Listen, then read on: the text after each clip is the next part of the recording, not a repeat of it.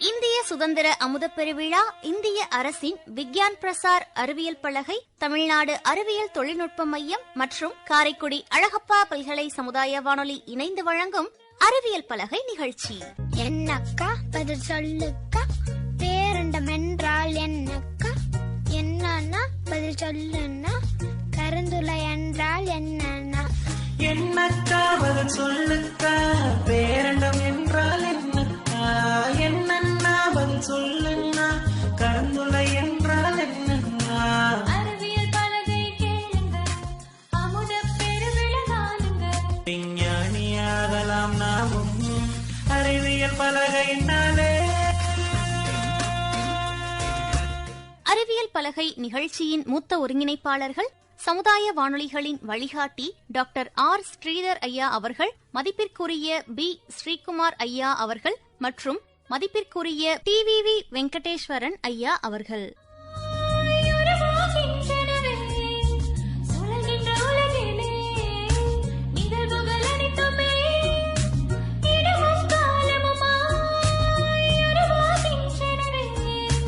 பேரண்டம் தான் கருந்துளையில் பெருவெடுப்பில் பிறப்பெடுத்து நம்மை ஈன்றதோ. சூரியனின் குடும்பம் பூமி பந்து சுற்றும் மைதானம். சூரியனின் குடும்பம் பூமி பந்து சுற்றும் மைதானம். சொன்னா நல்ல சொன்னா விஞ்ஞானம் மன்னியம் இல்லன்னா, சொன்னா நல்ல சொன்னா விஞ்ஞானம் மன்னியம் இல்லன்னா, ஒருங்கில் இருந்துதான் மனிதன் பிறந்துட்டான். பரிணாமத்தினை பரிமாறிக்கலாம். ஒருங்கில் இருந்துதான் மனிதன் பிறந்துட்டான். பரிணாமத்தினை பரிமாறிக்கலாம். ககன்யான் திட்டத்தில் ஜகத்தினை நாம் நடப்பதற்கு பாதை அமைப்போமே. அழகப்பா பல்கலை சமுதாய வானொலியின் அறிவியல் பலகை நிகழ்ச்சி தயாரிப்பு குழு, நிகழ்ச்சி ஒருங்கிணைப்பு நம் அழகப்பா பல்கலை சமுதாய வானொலியின் இயக்குனர் முனைவர் எம் ஜோதிபாசு அவர்கள், தயாரிப்பு மேற்பார்வை புரொடக்ஷன் எக்ஸிகியூட்டிவ் முனைவர் சி சுமதி அவர்கள், எடிட்டிங் ஆர்ஜே காரை காமாட்சி. இது அழகப்பா பல்கலை சமுதாய வானொலியில் அறிவியல் பலகை கேளுங்க. 90.8 கேளுங்க. அழகப்பா பல்கலை சமுதாய வானொலி நேயர்கள் அனைவருக்கும் அன்பான வணக்கங்கள். இந்த பூமியின் மிகவும் சுறுசுறுப்பான மற்றும் கடின உழைப்பாளிகளாக அறியப்படும் தேனீக்களால் மனிதர்கள், தாவரங்கள் மட்டுமல்லாமல் நம்ம சுற்றுப்புறச் சூழலும் பயனடைகிறது. ஏபிஸ் மெல்லிஃபெரா என்ற அறிவியல் பெயரால் அழைக்கப்படும் இந்த தேனீக்கள் மனித இனத்தை அடுத்து அதிகமாக ஆராய்ச்சி செய்யப்பட்ட உயிரினங்களுள் ஒன்றாக இருக்கு. மகரந்த சேர்க்கைக்கு உதவுவதன் மூலமாக அதிகமான பூக்கள், பழங்கள், விதைகளின் விளைச்சலுக்கு காரணமாக இருக்குது. அது மட்டுமல்லாம பல்வேறு புது புது வகைகள் உருவாகிறதுக்கும், உணவு பாதுகாப்பு மற்றும் ஊட்டச்சத்துக்களை உருவாக்கவும் குறிப்பிடத்தக்க பங்களிப்பை வழங்குகின்றன. உலகின் 1/3 உணவு உற்பத்தியும் 80% பூக்கும் தாவரங்களின் வளர்ச்சியும் தேனீக்களையே சார்ந்துள்ளது. புவியின் பல்லுயிர் பெருக்கத்தின் முக்கிய காரணிகளான தேனீக்கள் அவற்றின் வாழிடங்கள் அழிவது, பூச்சிக்கொல்லிகள் மற்றும் ரசாயன உரங்கள் உபயோகப்படுத்துறது மூலமாகவும் இந்த இனங்களே அழிந்து வருகின்றன.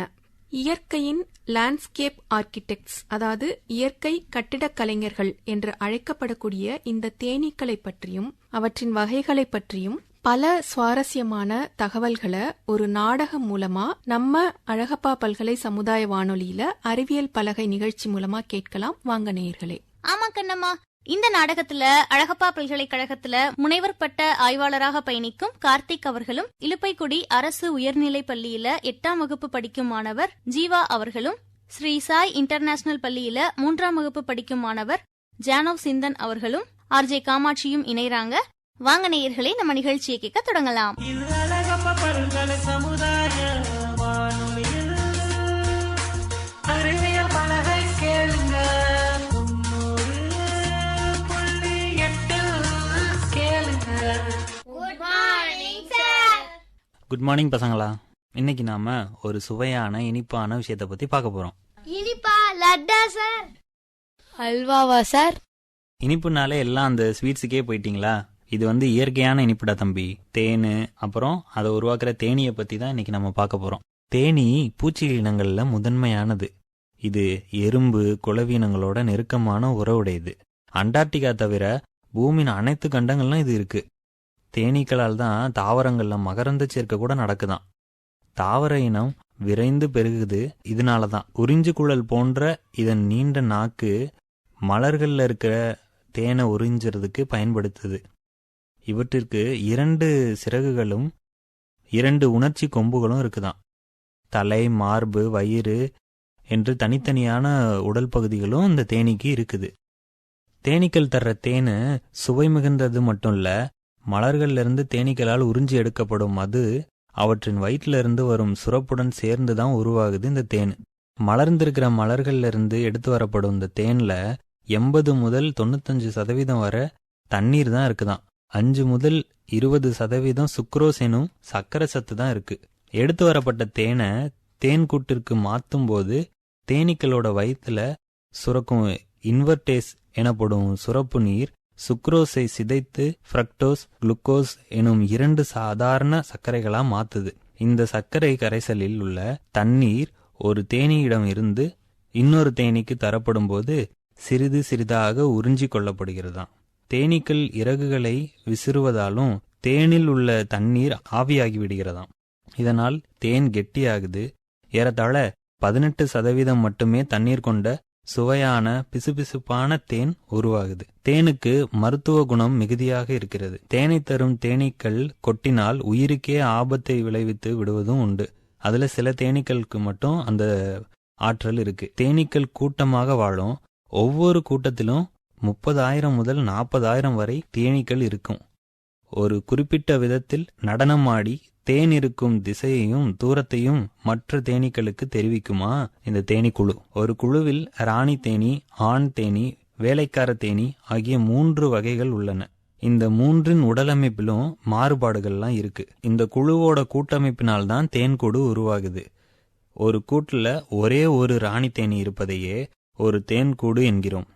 ஒரு தேன்கூட்டில் ஆண் தேனி 100கணக்கிலும் வேலைக்கார தேனீக்கள் 1000கணக்கிலும் இருக்குமா. ராணி தேனீக்கும் வேலைக்கார தேனீக்களுக்கும் கொடுக்குகள் இருக்கின்றனவா. ஆண் தேனீக்களுக்கு கொடுக்கு இல்ல, தேன் சேகரிக்கும் உறுப்பும் இல்லையா. உறவின் மூலம் 1000கணக்கான உயிரணுக்களை அது பெற்றுக்கொள்கிறது.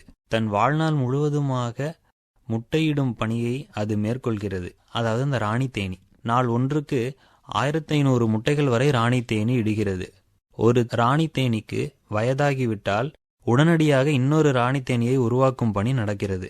இப்படி இந்த தேனீக்கள் ஒரு கூட்டு வாழ்க்கையை வாழ்ந்து ஒற்றுமையாக வாழ்ந்து பயன்பெறுவதோடு இந்த உலகம் தொடர்ந்து உயிரோடு இருக்கவும் முக்கிய காரணியாக இருக்குது. சரி பசங்களா, இத பத்தி மேலும் விவரமா நம்மளோட அடுத்த வகுப்புல பார்க்கலாமா? Okay sir, thank you sir. இது அழகப்பா பல்கலை சமுதாய வானொலியில் அறிவியல் பலகை கேளுங்க. 90.8 கேளுங்க.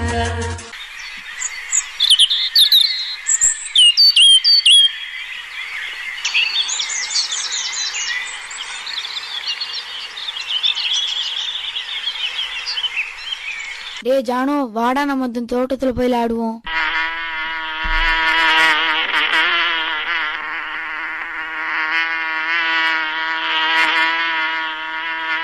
ஏய், இங்க பாரு, நம்ம சார் சொன்ன தேன்கூடு இங்க இருக்கு. அடேங்கப்பா, எவ்வளோ தேனீக்கள் கூட்டுக்குள்ள போகவும் வரவுமா இருக்கு பாரு. இதுல நம்ம சார் சொன்ன ராணி தேனி, ஆண் தேனி, வேலைக்கார தேனி இதையெல்லாம் எப்படி கண்டுபிடிக்கிறது? ஏ ஜீவா, ஒரே குழப்பமா இருக்கு, வா கிட்ட போய் பாப்போமா? பாப்போம்.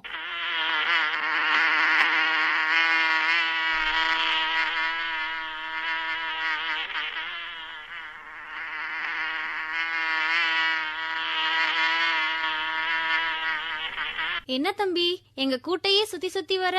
இது பயங்கரமான இடம்பா. ஒரு நேரம் போல ஒரு நேரம் இருக்காது. எங்க கூட்டத்துல இருக்கிற ஆக்ரோஷமான ஆளுங்க யாராவது பாத்துட்டா ஆபத்தா போயிடும். சீக்கிரமா இடத்த காலி பண்ணு, காத்து வரட்டும்.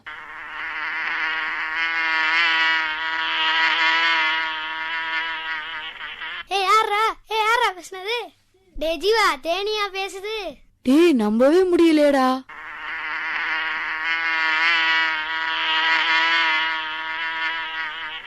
அட ஆமாப்பா, உங்களெல்லாம் பார்த்தா ரொம்ப நல்ல பிள்ளைங்க மாதிரி தெரியுது. அதோட எதையோ தெரிஞ்சுக்கணும்னு கூட உங்ககிட்ட இருக்கிற ஆர்வமும் எனக்கு புரியுது. உங்க முகத்தை பார்த்தாலே எனக்கு உங்ககிட்ட புரியுறபடி கொஞ்சம் பேசணும்னு தோணுச்சு. அதுதான் உங்ககிட்ட நான் இப்ப பேசுறேன். சரி, உங்க சந்தேகம் என்னன்னு என்கிட்ட கேளுங்க. என்னால நம்ப முடியல, நம்பாமையும் இருக்க முடியல. தேனி பேசுமா, அதுவும் நமக்கு புரிய முடியல. ஆமா, என்னாலேயும் தான் நம்ப முடியல. எப்படியோ எங்க டவுட்டை தீர்த்து வச்சுட்டா போதும். சரி வாங்க தேனி அக்கா, எங்க கேள்விகளுக்கெல்லாம் பதில் சொல்லுங்க. இந்த மனுஷங்களே கேள்விகள் எல்லாம் கேட்கும் வரம் பெற்றவங்க தான். சரி வாங்க கண்ணுகளா, நீங்க கேளுங்க, எனக்கு தெரிஞ்சதை நான் சொல்றேன். முதல்ல நீங்க யாரு அத சொல்லுங்க. ஆமா தேனி அக்கா, எங்க சார் சொன்னாரு, ராணி தேனி, வேலைக்கார தேனி, ஆண் தேனி. இதுல எந்த தேனி நீங்க? தம்பி, நான் ஒரு பனித்தேனி. அதாவது உங்களுக்கெல்லாம் சிம்பிளா புரியும்படி சொல்லணும்னா வேலை செய்யற வேலைக்கார தேனி. பாலின அடிப்படையில பார்த்தா நான் ஒரு பெருமை மிகு பெண் தேனியும் கூட. ஆனா என்ன, கொஞ்சம் பூரண வளர்ச்சி அடையாத பெண் தேனி தான் நாங்க. என்ன மாதிரியே நிறைய பனித்தேனிகளோட எண்ணிக்கை தான் ஒவ்வொரு கூட்டிலையுமே அதிகமா இருக்கும். என்னை மாதிரி இருக்கக்கூடிய பனித்தேனிகள் ராணி தேனியை விட அளவுல சிறியவை. எங்களுக்கு உடல் முழுவதுமே கிளையுடன் கூடிய ரோமங்கள் இருக்கும்.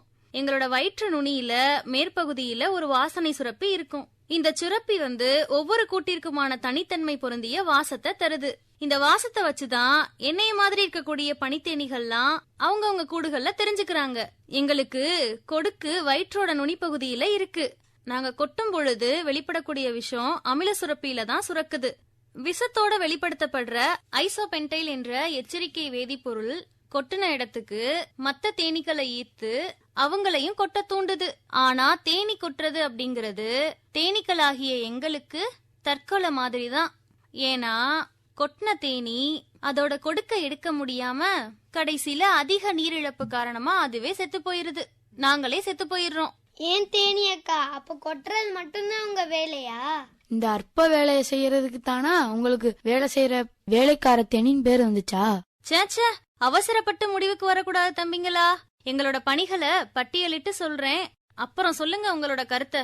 சாரி தேனி அக்கா, அந்த பட்டியலை சொல்லுங்க. சரி சொல்றேன் தம்பி. முதல் 3 வாரங்கள் கூட்டுக்குள்ளே இருந்துட்டு உட்புற பணிகள் எல்லாத்தையும் செய்வோம். அதுக்கு பின்னாடி வாழ்நாள் முடியிற வரைக்குமே வயல்வெளி தேனியாக வெளிப்புற பணிகளையும் சுறுசுறுப்பாக செய்வோம். எங்களுடைய எல்லா பணிகளுமே எங்களோட வயதிற்கு ஏற்ப மாறுபடுது. அது எல்லாத்தையும் சொல்றேன், நல்லா கேட்டுக்கோங்க தம்பிகளா. பிறந்த 1ஆம் நாள்ல இருந்து 3ஆம் நாட்கள் வரைக்கும் அடை அறைகளை தூய்மை செய்தல், கூட்டின் வெப்பநிலையை பராமரிக்கிறது தான் வேலை. அடுத்ததா 4ல இருந்து 6 நாட்கள் வரைக்கும் வளர்ந்த புழுக்களுக்கு மகரந்த உணவுகளை ஊற்றுறது எங்க வேலை. 6ல இருந்து 12 நாட்கள் வரைக்கும் இளம் புழுக்களுக்கும் ராணி தேனிக்கும் தேனீப்பால் கொடுக்கணும். அதுக்கப்புறம் 13ல இருந்து 18ஆம் நாள் வரைக்கும் தேனை பக்குவப்படுத்தணும், மகரந்த தூளை அடை அறைகள்ல சேமிக்கணும், மெழுகு சுரக்க வைக்கணும், அடை கட்டணும், அடை அறைகளுக்கு மூடியிடணும். இந்த மாதிரியான வேலைகள்லாம் இருக்கும் தம்பி. அடுத்ததா 18ல இருந்து 21ஆவது நாள் வரைக்கும் கூட்டுக்குள்ள காற்றோட்டத்தை ஏற்படுத்தணும், கூட்ட காவல் காக்கணும். இதுதான் எங்களோட வேலை.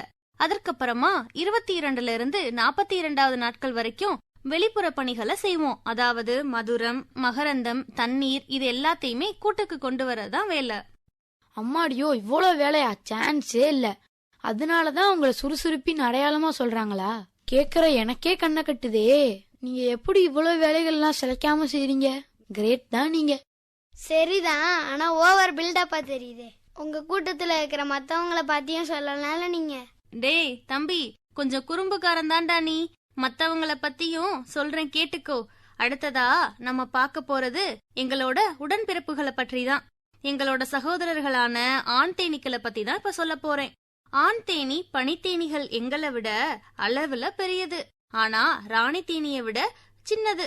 இவங்களுக்கு 2 பெரிய கூட்டுக்கண்கள் தலையோட மேல் பகுதியில ஒன்றோட ஒன்று சேர்ந்து இருக்கும். அதே மாதிரி இவங்களுடைய கண்களுக்கு எந்த திசையில இருந்துமே எதிர்படக்கூடிய பொருட்கள் எல்லாத்தையுமே பார்க்க முடியும். தலையில உள்ள 2 உணர்கொம்புகள் நீளமாகவும் பல்லாயிரக்கணக்கான நுண்ணிய நுகரும் உறுப்புகளுடனும் இருக்கும். கூரிய பார்வை, நகரும் ஆற்றலும் தான் ராணி தேனிகளை கண்டறிய உதவுது. ஆண் தேனீகளுக்கு அதிக உணவு தேவைப்படுது. ஆண் தேனீக்கள் எங்களால, அதாவது பனித்தேனிகளால தான் உணவு ஊட்டப்படுவதையே விரும்புறாங்க. ஆண் தேனீக்கள் கருவுறாத முட்டைகள்ல இருந்து தான் உருவாறாங்க. சில நேரங்கள்ல ராணி தேனீகள் இல்லாத கூட்டங்கள்ல சில பனித்தேனிகள் ராணி தேனிய போலவே முட்டையிடும். இவற்றுல இருந்து கூட உருவத்துல சிறிய ஆண் தேனிகள் உருவாகுது. முட்டையிலிருந்து புழுக்கள் 3 நாட்கள்ல வெளிப்படுது. இந்த ஒரு வார காலத்துல கூட்டுப்புழுவா மாறுது. இந்த புழுக்களுக்கு முதல் 3 நாட்கள் தேனி பாலும் கடைசி 4 நாட்களுக்கு தேனி ரொட்டியும் உணவாக வழங்கப்படுது. புழுக்கள் முழு வளர்ச்சியடைந்த பின்னாடி வளர்ப்பு அறை குவிந்த மெழுகு மூடியால மூடப்படும். இந்த கூட்டுப்புழுக்களோட வளர்ச்சி வேக குறைவு. இவை முழு வளர்ச்சி பெற்ற ஆண் தேனீக்களாக மாற 2 வாரங்கள் ஆகும். ஆண் தேனீக்கள் வெளிவந்த 12 நாட்களுக்கு பின்னாடி ராணி தேனியோட இணையுது. இவைதான் தம்பி எங்க சகோதரர்களான ஆண் தேனீகளோட பண்பும் பணிகளும். இப்படியான ஆண் தேனீகள் 100 பேரு எங்க கூட்டத்துல இருப்பாங்க. அது சரி, இப்போ நீங்க பேசும்போது ராணி தேனின்னு சொன்னீங்கல்ல, அவங்க பார்க்க எப்படி இருப்பாங்க? தலையில எதுவும் கிரீடமா வச்சிருப்பாங்க? அடே குறும்புக்காரா, அவங்களுக்கு கிரீடம்லாம் இருக்காது. ஆனா என்ன, அவங்க தான் எங்க கூட்டத்தோட தலைவரு. அவங்க பாலினத்துல பெண்ணா இருக்கிறதால ராணின்னு அழைக்கிறாங்க. ஒவ்வொரு தேனி குடும்பத்திலயும் ஒரே ஒரு ராணி தேனி மட்டும் தாண்டா இருப்பாங்க. இவங்க தான் இந்த கூட்டுல இருக்கக்கூடிய 100 ஆண் தேனிகளுக்கும் ஆயிரக்கணக்கான எங்களை போன்ற பனித்தேனிகளுக்கும் தலைவராயிருந்து வழிநடத்துறாங்க. ராணி தேனி பூரண வளர்ச்சியுற்ற பெண் தேனி. இந்த தேனி எங்களை விட, அதாவது பனித்தேனிகளை விட உருவத்துல பெருசு. மகரந்தம் சேகரிக்கும் அமைப்பும் கால்கள்ல இல்லாததால ராணி தேனியால உணவு சேகரிக்க முடியாது. அதே போல மெழுகு சுரப்பி இல்லாததால ராணி தேனியால கூடு கட்டவும் முடியாது. அதே மாதிரி நீண்டும் கூம்பியும் இருக்கக்கூடிய வயிற்றோட நுனியில இருக்கக்கூடிய கொடுக்க முட்டையிடவும் பிற ராணி தேனீக்களையும் அவற்றோட வளர்ச்சி பருவங்களை கொட்டிக்கொள்ளவும் பயன்படுத்தப்படுது. நல்ல வளர்ச்சியடைந்த 2 சினைப்பைகள் முட்டைகளை உருவாக்கவும் சேமிக்கவும் பயன்படுது. அதே மாதிரி தாடை சுரப்பிகள்ல 2 வித அமிலங்களால் ஆன ராணி பொருள் எனப்படும் ஒரு விதமான கவர்ச்சி பொருள் சுரக்குது. வாய்வழி உணவு பரிமாற்றம் மூலமா இந்த பொருளை எல்லா பனித்தேனிகளுக்கும் கொடுக்கறாங்க ராணி தேனி. கூட்டுக்குள்ள பனித்தேனிகளை ராணி தேனியின் பால் ஈர்த்து அதை சுத்தியும் பரிவாரம் அமைய இந்த சுரப்பானது உதவுது.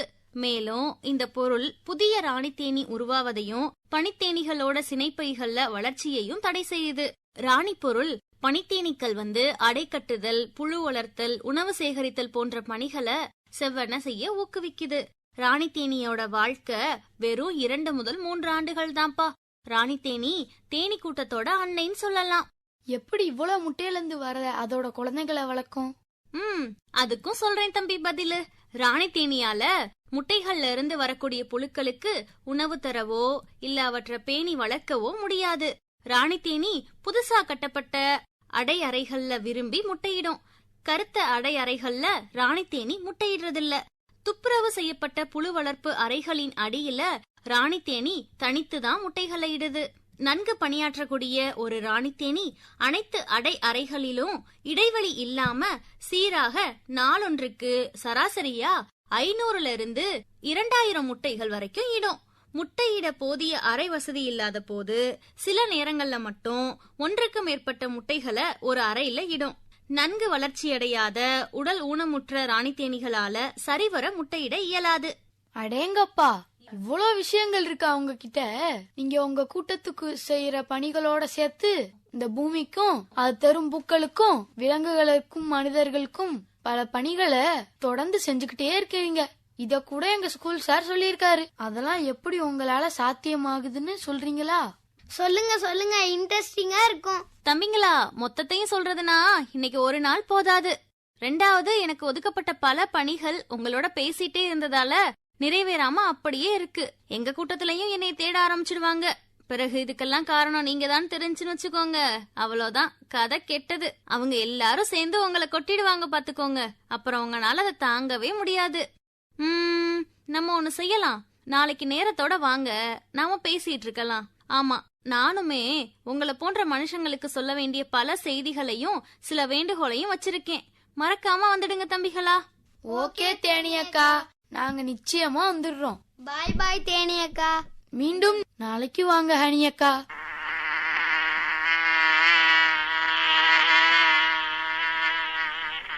சரி தம்பிங்களா, நேரம் ஆயிருச்சு. அடுத்த எபிசோட்ல தேனியக்கா இன்னும் இத பத்தி நிறைய தகவல்களை உங்ககிட்ட பகிர்ந்துக்கிறேன். சொன்னா நல்ல சொன்னா விஞ்ஞானம் மன்னியம் இல்லன்னா சொன்னா நல்ல சொன்னா விஞ்ஞானம் மன்னியம் இல்லன்னா அறிவியல் பலகை கேளுங்க. இந்த நிகழ்ச்சி குறித்த கருத்துக்கள் பின்னூட்டங்கள் நம்ம அழகப்பா பல்கலை சமுதாய வானொலியோட மின்னஞ்சல் முகவரிக்கு வரவேற்கப்படுகின்றது. மின்னஞ்சல் முகவரி சொல்ற நண்பர்களே குறிச்சுக்கோங்க. FM 90.8@alagappauniversity.ac.in. இந்த நிகழ்ச்சியை நம்ம அழகப்பா பல்கலை சமுதாய வானொலி பண்பலை 90.8 மற்றும் அழகப்பா பல்கலைக்கழகத்தின் இன்டர்நெட் ரேடியோஸான iRadio, Spotify, Google Podcastலயுமே நீங்க கேட்டு ரசிக்கலாம். தொடர்ந்து இணைந்திருப்போம். இது அறிவியல் பலகை நிகழ்ச்சி, அழகப்பா பல்கலை சமுதாய வானொலி, காரைக்குடியின் முதல் வானொலி. நன்றி நேயர்களே.